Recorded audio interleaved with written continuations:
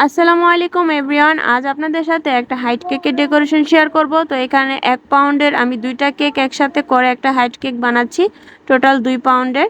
তো কেকটার ডেকোরেশনটা খুবই সিম্পল কিন্তু খুবই গর্জিয়াস ছিল দেখতে। আর এখানে দেখতেই পাচ্ছেন 2টা কেক একসাথে করে একটা হাইট কেক বানিয়ে নিয়েছি। নেওয়ার পরে আমি এখানে 2টা স্ট্র সেট করে দিয়েছিলাম। তারপর পুরোটা কেকে আমি ক্রিম দিয়ে দিয়েছি, দিয়ে এখন ভালো একটা ফিনিশিং নিয়ে আসার চেষ্টা করব যেন কেকটা দেখা না যায়। তো দেখতেই পাচ্ছেন কেকটা কিন্তু সিম্পল হলেও দেখতে খুবই গর্জিয়াস লাগতেছিল।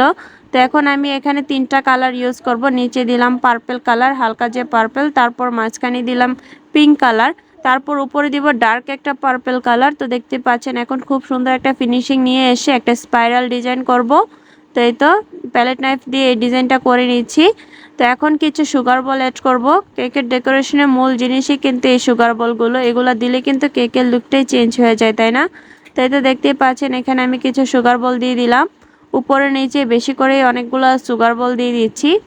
দেওয়ার পর এখানে কিছু বাটারফ্লাই অ্যাড করব। তাই তো এখানে কিছু পিঙ্ক কালার বাটারফ্লাই ছিল, সেগুলো ব্যবহার করতেছি।